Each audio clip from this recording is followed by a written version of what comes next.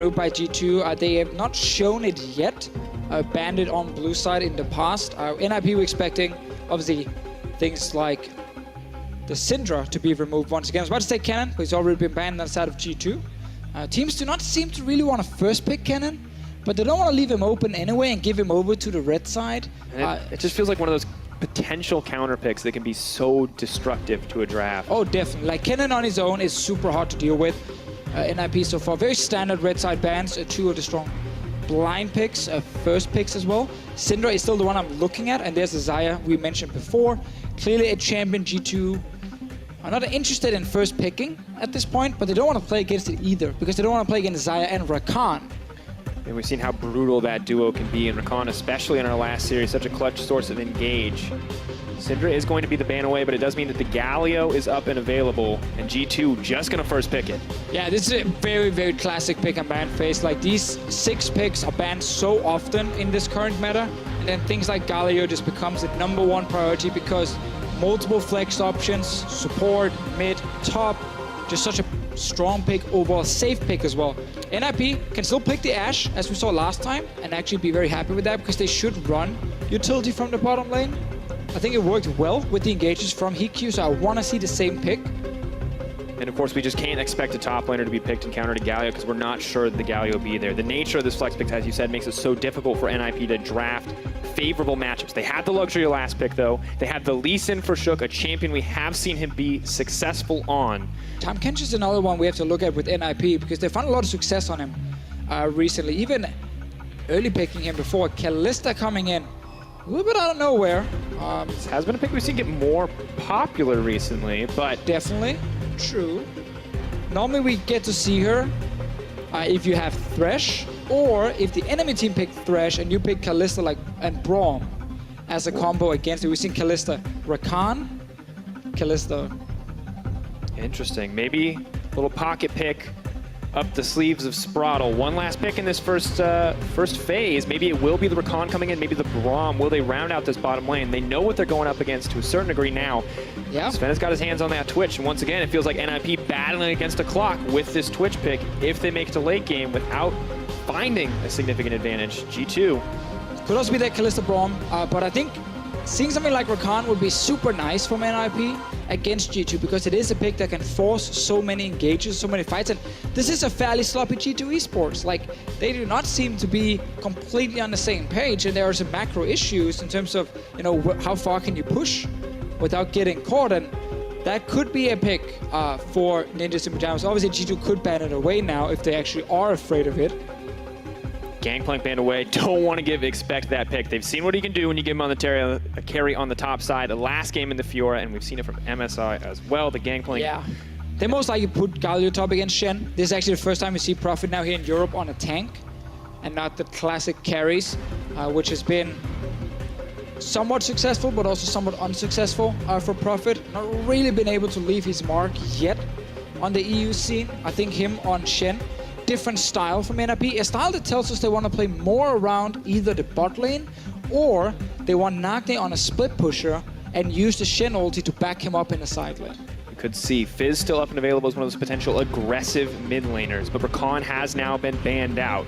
G2 on the same page with you, Deficio. They saw it, they don't want anything to do with it. I think it's smart. The other interesting thing too is that NIP, despite the fact that we are pretty convinced at this point that the Galio can go top lane, still decide to ban out 2 counter matchups to the Shen. I mean, you have to respect that Perkz could take Galio mid, or Mythic could take it support. I think the Braum here with the Kalista is the other combo we talked about that we see quite a bit, because Braum obviously is already a fantastic team fighter. Give him a Kalista ulti, he gets even more value. Laning phase, it's not exactly the sickest kill lane in the world, but that's probably not what Hikyu and Spraddle are looking for anyway. And when we look at this team composition, Deficio, I think we need some more damage here on the side of NIP. So we look across the board on the side of G2. Galio, maybe not the biggest source of damage, but you've got a Kha'Zix, you've got a Twitch, you've got a LeBlanc. Now only a Kalista as a reliable damage source on the side of NIP. They're putting so much focus on Hikyu at the moment. It's actually quite scary. I'd like to see Cassiopeia come in from Nagne against this LeBlanc here. Now the matchup is not as bad as it used to be, because that Doran's shield is actually really good for LeBlanc, but because you need that damage, because you need the magic damage, I think Cassiopeia would be a good choice. Kassadin is actually another one. I saw he just hovered it. It is a pick some players around the world are using against LeBlanc, but it's much harder to execute than Cassiopeia. Oh, that's fine. It's okay. Right. It's not Cassiopeia, but I'll take it. Well, if you want damage, it will be there. Orianna rounds it out. Spraddle playing with our hearts with the various hover-overs, getting progressively less exciting. We got, a Heimerdinger. Oh, and then we got a Katarina, but nope. At the end of the day, will be the Orianna, so it is very much play around the bottom lane. If you are Ninjas in Pyjamas, the one lane I think everyone looked at and said, this is not where the NIP focus will be.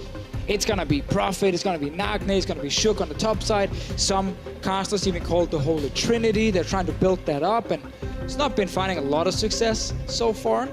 So maybe that's why NIP is saying, you know what, guys, let's try. Let's just try and play around bottom side. And it's early in the season. We have to remember, you're not down and out yet. Even if you lose your first series, of course, NIP want to find a win here, and they're trying something new to do it.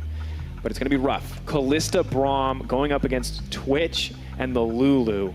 Will be so easy for the double range champions to bully out in this early laning phase. Yeah, but if you are playing around bottom side, seeing a Twitch is actually not a bad thing.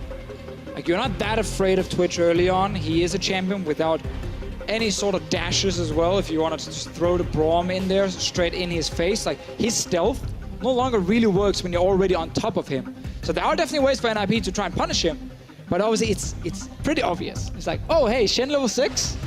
Ha! Wonder where you're gonna go. I wonder what you're gonna try and do. You're maybe gonna go bot lane, and that's why maybe a lane swap happens from from G2 at that point. But let's see it in game.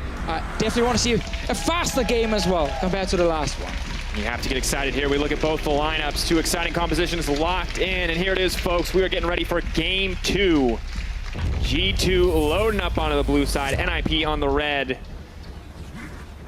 I'm really excited to watch mid lane again, Deficio. I don't think we're going to see the same First Blood. Don't think we're going to see the same, quite the same level of surprise on the side of G2 if there is an aggressive level 1 from NIP. But Perkz versus Nagne, all of the focus felt like it was around that mid lane. And now that may change, you're right. But I still feel like maybe there's some potential for action there. And also Shook, you talked about him, you know, in the last game, 10-0, 0-10. Sometimes you get the insect, sometimes you don't. On Lee Sin is always one of those champions where no matter how Shook's been playing, I always look at this Lee Sin and say, ooh, interesting. This could be a really good one. 2014 Worlds, baby. Perfect gaming, Najin White Shield, Shook Lee Sin. It happened, it was a thing. You know, it's great because I remember before I came to Europe and European analysts would bring that up, I'm like, okay, just hold on to that. But now that I'm in Europe, I'm like, let's hold on to that forever. Let's remember that game. We did it.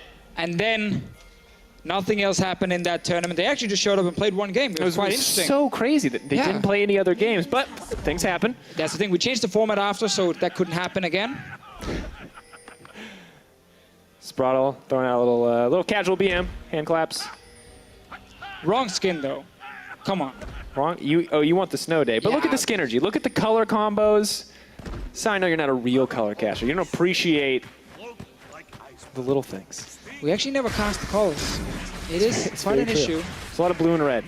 Oh, Perkz want to get a little Raptor maybe for himself, or is he being a nice guy and just helping his jungler right here? A small Raptor for him will actually help him for early experience, but Perkz is a team player, and he gives all of it over to Trick.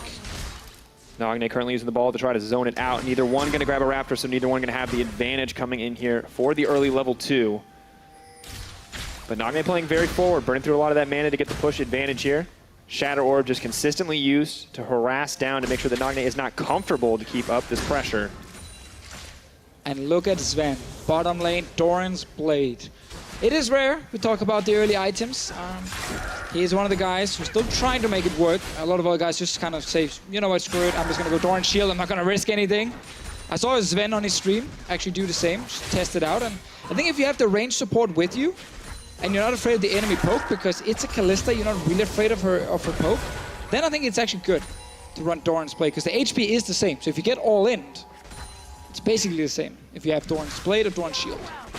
Things look really good right now for G2. They're pushing in hard on the bottom side of the map, using the range advantage they have. We look at the top side as well. Galio keeping up the pressure against the Shen. But of course, one point where G2 are not winning out in terms of pressure is that mid lane. Nagne providing so much here on that Orianna, making sure that Perkz not comfortable in these early levels. Of course, I mean, you can't really expect the LeBlanc to be comfortable at this point. We're waiting kind of for that level 6. Oh, you don't want the level 3 all-in from Perks? No, I don't think... I'm kind of hoping we get something like that. Into the creep wave, Deficio? Why not? Who cares about the creeps? We nerfed that damage like, I don't know, 3 years ago? 4 years ago? 5 years ago something now? like that. I'm sure there was a nerf somewhere. No one can actually say we were wrong. For those of you who weren't around in the early days of League of Legends, caster minions used to just destroy you. If you ever auto-attacked a champion, you died. It's bad. Just bad. Bad times. Because it's still important, but then think back to back then, how could actually win. We don't even know what year it is. I don't know. If someone really cares, they can find the patch where it happened, but otherwise people can just believe us. We would never lie. Well, you know what I realized with Twitch? Play-by-play casters, they were so mad when Spray and Pray got changed to Ratatata. Yeah. And now it's changed back. They're actually saying Ratatata. Well, it's really hard. You gotta bear with us. It took us 2 years to get it down that it was Rat-a-tat-tat. After like repeated comments on social media, it's Rat-a-tat-tat now. Like, okay, guys, we got it now. And they're like, oh, it's Spray and Pray again. It's playing with our hearts. I think that was the biggest buff to Twitch, was actually renaming his ulti back to Spray and Pray. I mean, you can see how it's affecting the laning phase, but that laning phase not quite as important. Trick leaping in. Spirit's Refuge buying Prophet a little bit of time, but good damage goes down. Justice Punch not going to connect. Prophet does burn the flash, but holds on. Shook here for a potential counter gank. Trick has to respect the Lee Sin here. Doesn't know he's there. Leaps in, gets the advantage. Trick's going to have to leap out to safety or burn the flash. There is no way he can win this duel. Going to back off in the end, but Shook taking control on the top side. However, not really going to mean too much. Always a good thing, though, if you get a little early advantage, but sadly, as you highlighted, for Shook, it just means Drake is back in base anyway, and he needs to go back out and take his bot side camps. No real harm done here. Want to get level 6 on a lot of different champions in this game, actually, before we really start getting cool action. You know, you want Shen level 6, you want Lee Sin level 6, you want Kalista level 6, like all three on the side of NIP are actually needed. Twitch level 6, G2 desperately want Lulu level 6 to keep them alive for the Kalista level 6. It is a race right now in terms of XP. Obviously, we know Shen is going to hit it first. Galio cannot follow to the bottom lane unless TP is ready, but expect use it back to base. Meaning, NIP, if they can make a play on bottom side with Shen, they have an opening. Normally, though, you also need the mid laner to move, which means Nagne needs to get a push mid. He has it right now, and then he needs to start moving down with Shook to the bottom side, and then maybe you can force that 5-man play. It's actually harder to set up than people expect. It's not just random all-in into a Shen ulti. Have to be ready, but Trick is ready. He sees the level 6 on the Shen coming. Expect has communicated it to the team, and that means he knows it's time to be around the bottom side. He is not going to give NIP the chance. But Trick being on bottom side is just purely backup for G2 at the moment, because they know, as you highlighted with the Shen ulti, that there's a chance, but Trick is not really gonna try and go for a crazy gank, because then Shen ulti comes in defensively and he might die. So this is just G2. They want to push out the lane. They're in a really bad spot right now because they're so overextended. As soon as they push the lane, though, and actually get all the way into tower, which is what Sven is doing here, then now they have to be careful. That said, the laning phase still going very much in their favor. The farm is even, but look at that. Still a health pot up and available for the man who bought the Doran's Blade. Both of the pots from the Doran's Shield purchase are already gone. And now Shook overextended. A little bit more. 2 stacks, looking for 3 on the concussive blows. Flash forward, going to try to hand deliver the Shen. Sven with the fancy footwork is going to walk it out. He's stealthed up. Exhaust does go down. 1, 2, 3, 4. Stunned up. Taken out. Not quite. Prophet going to grab it in the end. And Perks is trying to get something back. EQ in trouble. Shatter Orb going to crush him, tear him to pieces. Trick now on the way in, leaps in, trying to get the auto attack onto Spartle. He's backing. Oh! Unbreakable! Double kill comes in for Perks as he tries to turn it back. Happy to just cast out the kick and finish it out. We talked about it. It's so greedy by G2 when they get the wave into the tower. Just go back. You've done your job. Your jungler was even there to help you push in the wave. And then they actually stayed and got a few hits on the tower. Trick left. And obviously then Shook can go for the easiest gank of his life with the Shen ulti here. G2's bot lane, so greedy. And they get punched for it. Just as we also say, it's actually not that easy just to set up a Shen play bot lane. G2 just made it easy for NIP to make this little Shen ulti and get some kills. At the end of the day, they are able to recover a decent amount. Perks finally able to grab a kill for himself, but it does mean giving up his own life. Missing out on so many creep kills in the mid lane as Nagne pushes forward. And that, all that advantage starts to get balanced out by the difference in CS in the mid lane. And mid lane tower right now for G2 is down to about 30% HP. Because Nagna was just sitting and auto-attacking the mid lane tower while Perks obviously was busy in the bottom lane. NIP just got a huge advantage from this and potentially even more very soon if they can actually take down mid tower based on G2's bot lane, not just going back after getting the wave into tower. And we look at the early laning advantage that was present for the side of G2. The advantage in these health trades and the push, not going to be nearly as easy to get those advantages now because you are past the point where Kalista has to be scared of you. She throws in that Braum and you are the one who has to back off. And that's the thing, once Prophet's ulti is ready again, no flash on Sven. That was also used in that fight before. That means you have a very easy engage if you are NIP with that Shin ulti soon. And that stops G2 from actually pushing really past the river in the 2v2 lane. And we saw, even with the coordination issues that we may see on NIP, they are not ones who struggle to coordinate that CC to keep a target locked down. It'd be very difficult for Mithy to protect Sven if he becomes the focus. And there's so many options available for G2 if they want to keep the ball rolling. And Shook, he's got a goal in sight as he heads into the bottom lane. Trick nowhere to be found. Shook, he walks to the next bush. Pull forward. Onto Twitch. Sven, that's a looking kill. for a little bit more. It's going to be too easy. Knocked forward, stunned up. The chain CC just comes in. Out comes the ultimate as well. Glacial Frisher, but it's just too easy for NIP. But you got a few hits on that tower before though, so kind of worth it, I guess, despite the fact you then died to Shen ulti, used your flash, and now easy gank from NIP with the Kalista level 6. I sense a little bit of sarcasm there, Deficio. Just a tiny bit. When you play against Shen, those are the things you always have to think about. NIP are finding ways to get big gold advantages now. Bot lane tower will die. Mid lane tower is already low. And NIP's composition can keep forcing fights with the Braum. And here's the thing, last time we saw NIP start to get a lead, it was with a comp that was going to get outscaled pretty reliably, but right now they have such a massive lead early, that may not be a factor. And we can look at this again, but it's not enough. There's nothing you can do once you lost that flash as Sven in the bottom lane. Either you sit at your tower and lose all the farm, or you risk getting ganked like this. It could have been Shook, could have been Prophet. NIP, very good. They're actually going straight down to that bottom lane and going for the kill. Now, top lane is where they should go with the dual lane. HQ and Sproddle should just look for another play like this. Ocean Drake looks like it will be traded for Rift Herald here, Shook. Deciding he wants to back off in the end. Nope, deciding he wants to continue it as they do get sight briefly. In the pit onto Trick. Is going to be able to grab this in the end. That is the Herald now trapped. Good damage comes in. Perk trying to survive. Nogne now in trouble. He's going to back off. Change will lock him up. Flash forward onto Expect, but a little bit of a miscommunication because the LeBlanc is backing off. However, the rest of G2 is here. Neither side looking to take a fight. Both teams backing out, but NIP still with a decent lead for themselves. Still with the tools to force another one. Prophet, though, use that ulti in the mid lane. Meaning it's Shook we're looking at to maybe join the bottom lane once again if Sven and Mithy are going up to take the 2v2. Flash, few seconds away from Sven. Very important thing to track against Kalista. Already been punished once on this cooldown cycle. Already punished him once without flash. This time should be able to get out.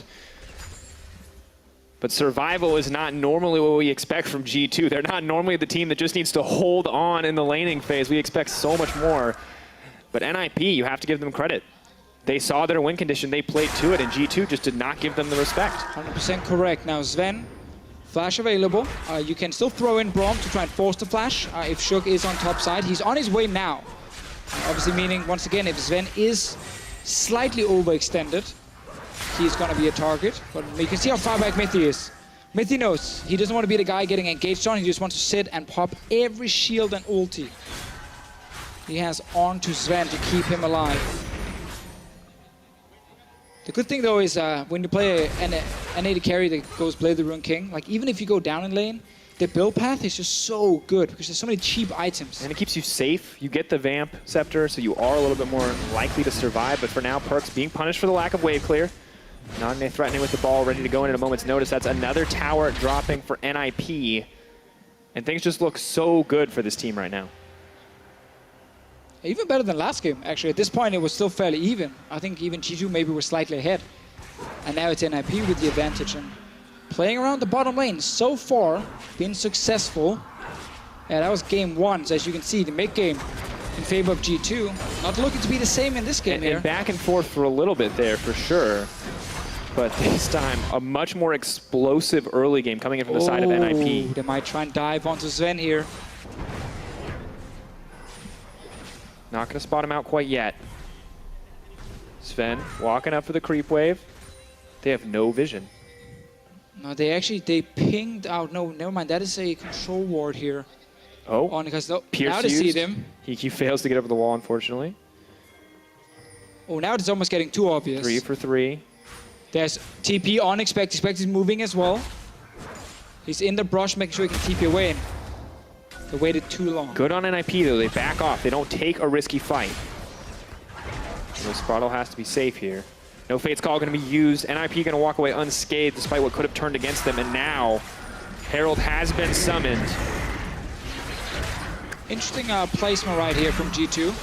Obviously, with the wave coming, they might be able to take down tower, but you can see all of NIP already on the way. Ooh, just using that upfront damage to burn it down. So it will just be the free tower pickup for G2. Minimize a bit of that gold difference.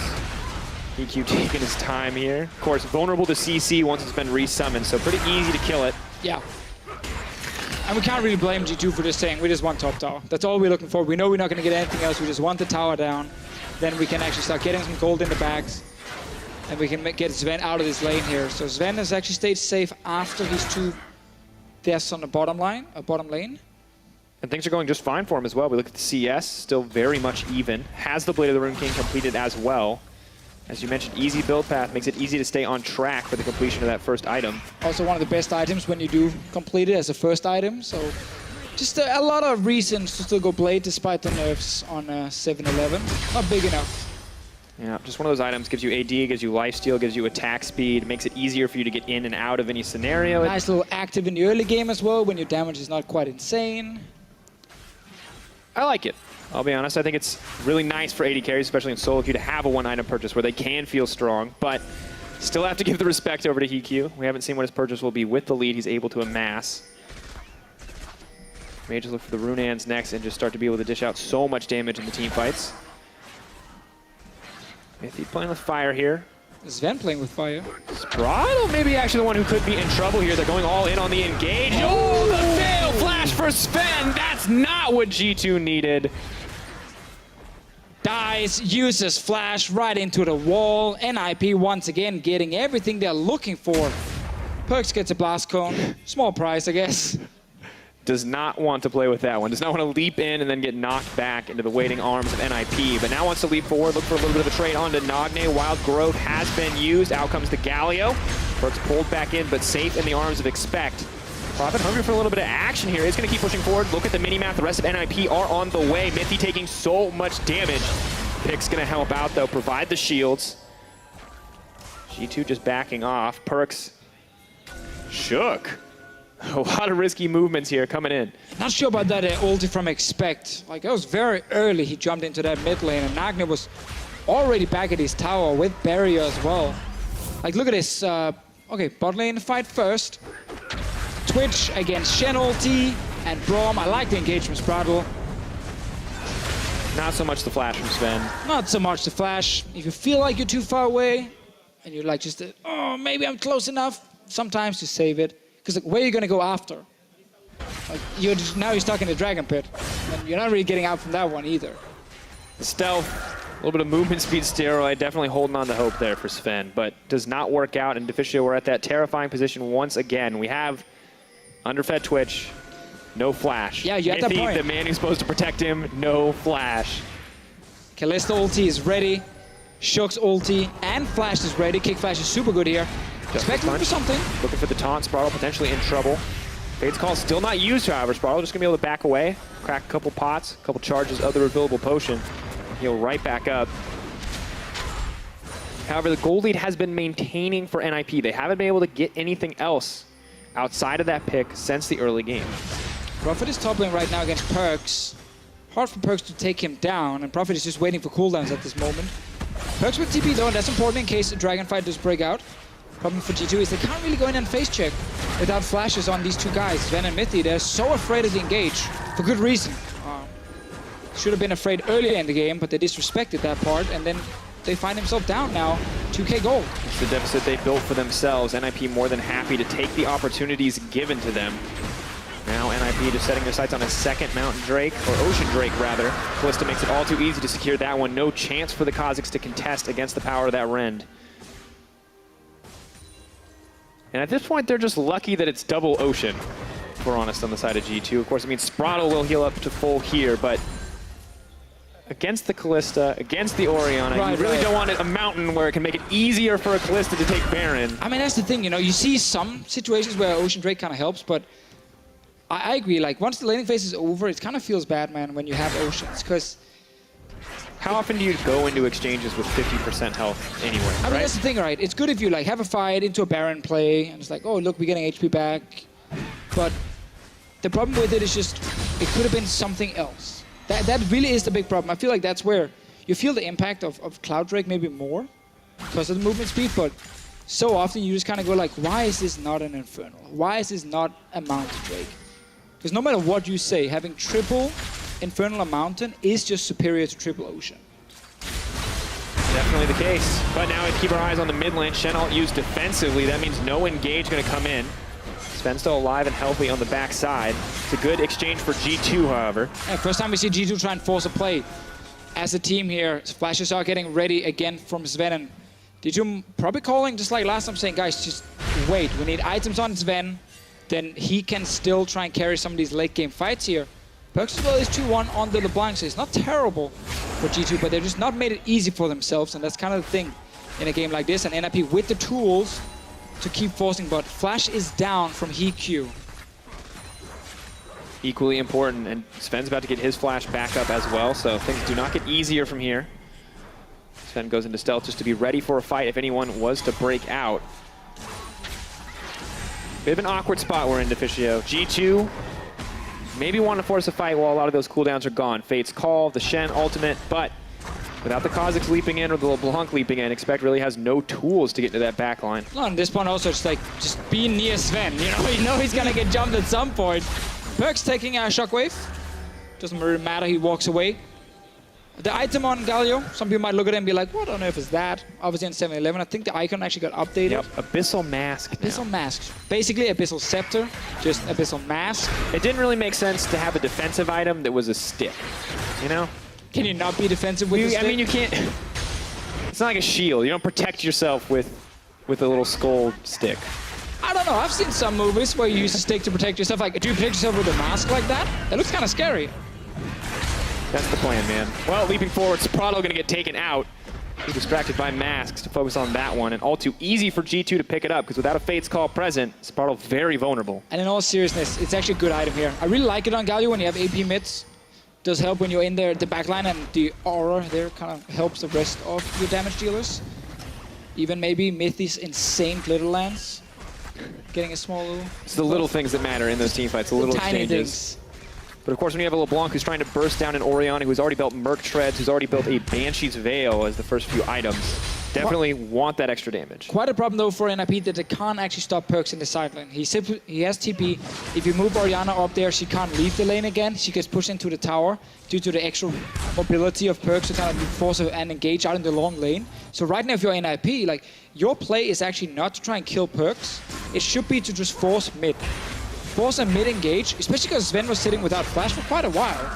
Force mid-engage so that Perks is forced to then go down to join the fight, TP in, roam down, or he stops pushing because you've taken over mid-control. That's always how 4-1 comes, stop 1-3-1. It's mid-control. But NIP, they lost it with that fight earlier, and then now with Spraddle dying. See Nagne? He agrees. Push in mid.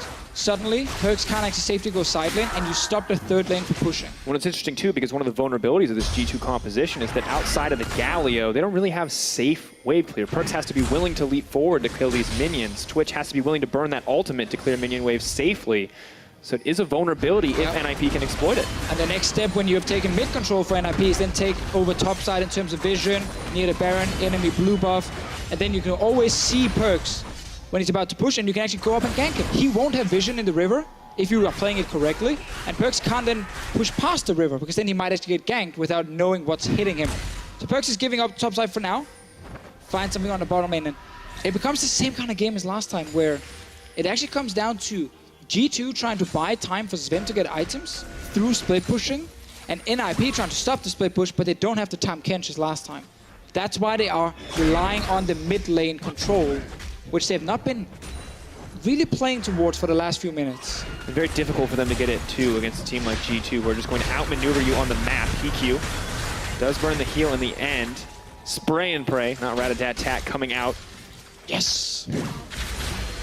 You don't understand how passionate he was about that?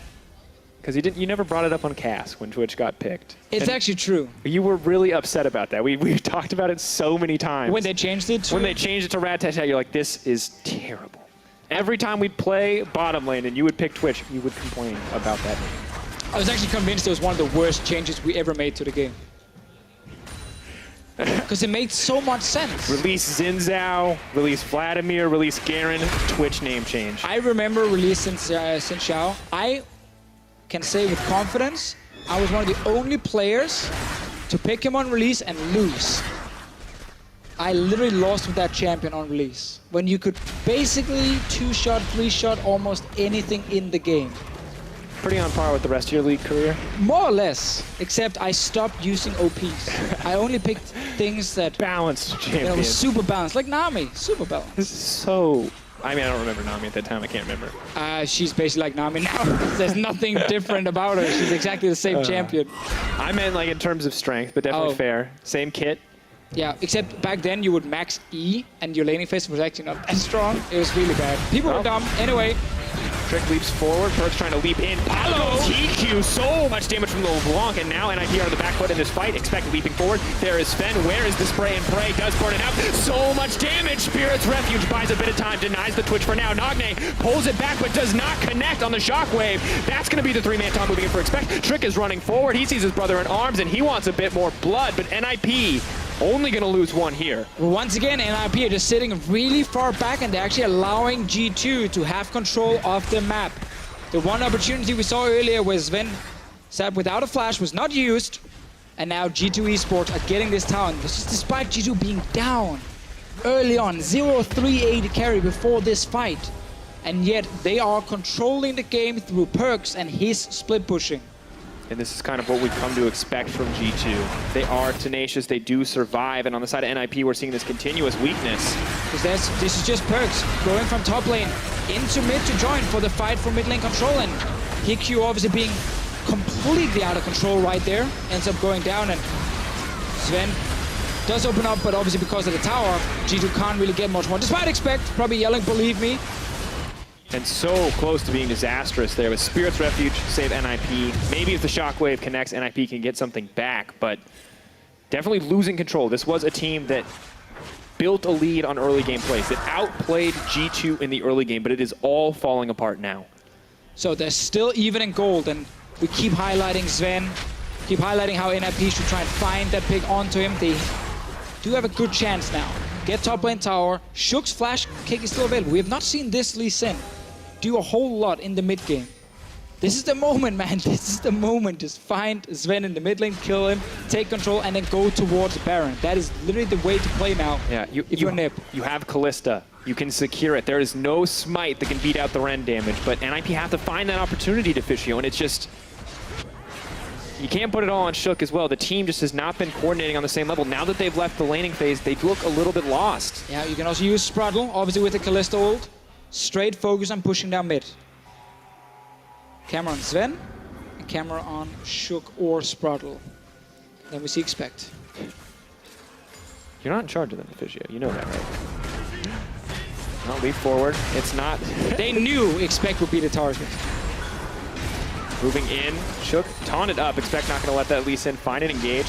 And the Banshee's Veils coming out make this quite difficult for Shook as he takes so much damage from that LeBlanc. And the Perkz is getting some revenge in this game here. He's been split pushing, not really caught out. He's actually been able to deal a ton of damage just from the side. And he's once again stopping NIP from really getting any control because they push once and then they leave.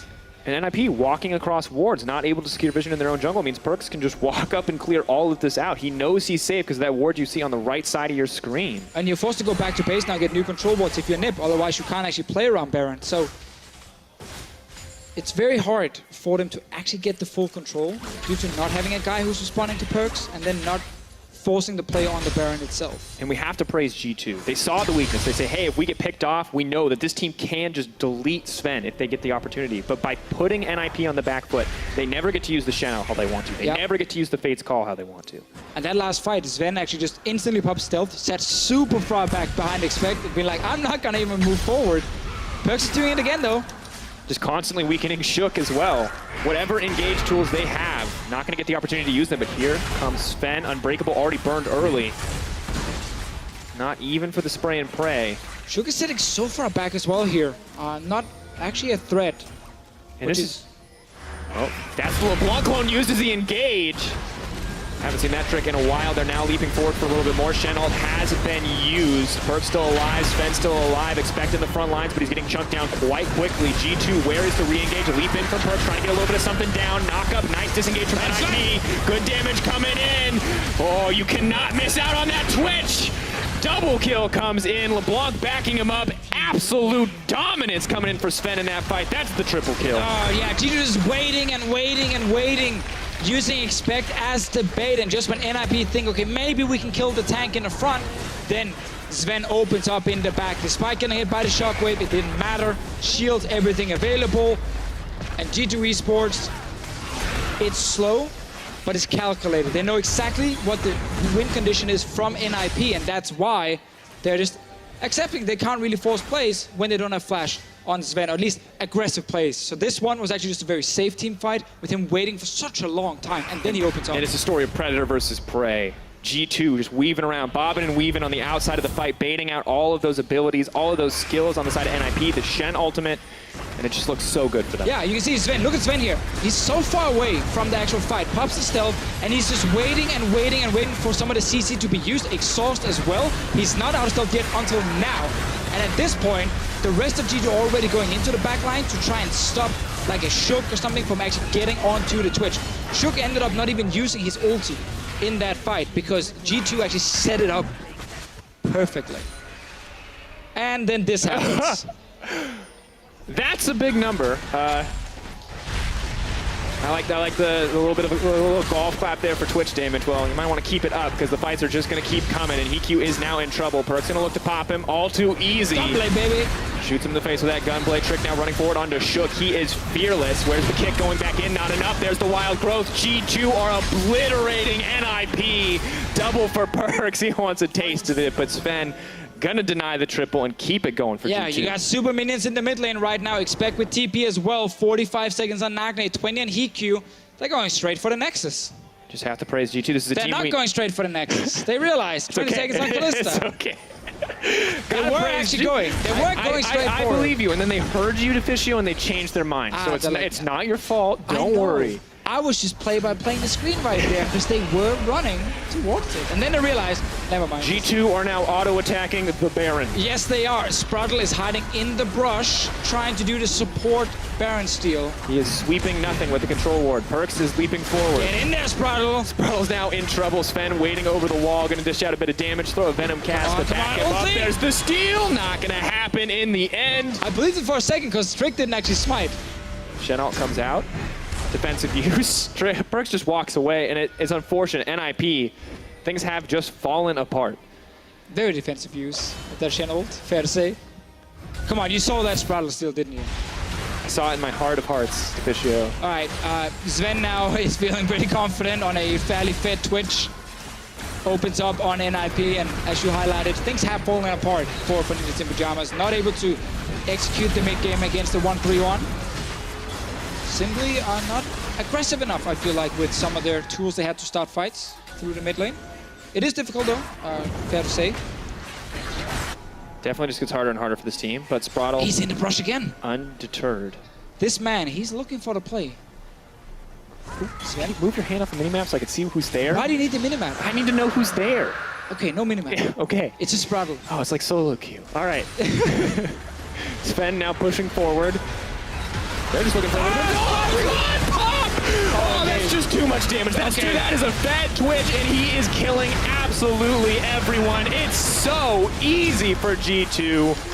That's going to be the quadra kill. Man, okay, I guess that was a big fight, but I was hyped about Sprat like sneaking in behind Sven right there. Sadly, he didn't make it in time before the fight was already over. There's a quadra kill. Twitch just killed 4 people in like the span of 3 seconds. But that brush play. Sprat waited in the bush. No, but he almost got in there. They want to penta. This is just disrespectful. G2. That was actually terrible. They actually can't finish the game right now. You want to remind people you're the top team. Sometimes you just have a little bit of fun with it. Nagne improving his KDA, courtesy of the G2 lineup. Is this when NIP makes a sick comeback? Ocelot is in the audience. That's an ambitious move to just be like, all right, we're going to dive. We're going to dive the fountain. Our boss is here. We're not worried. We want an MSI. We get a freebie. Or they all have Nagne on the fantasy team. That is also an option. I feel like they want MSI in my heart. I'm sorry I said that. Obviously, SKT won. All right, look at Spraddle here. Never mind, look at the fight instead. So, look at Sven. Just look at the only person who matters right now is Sven. Spray and pray, baby. Through the exhaust, Deficio. That came from the guy who hid behind in the brush. And to be fair, you kind of want the Braum in front of your team. You kind of want to block the Twitch ult. That is fair. That is fair. Nice replay here, Nagne with the sick outplays. You guys wanted to be excited about Nagne. There you go. Triple kill against G2. No context needed. Top mid laner. Oh, look at that. Tons of damage in this game from Nagne as well. Probably 2K came from that little play. Well, Deficio, what went from a very NIP favored early game into a pretty even mid game is now definitively a G2 favored late game.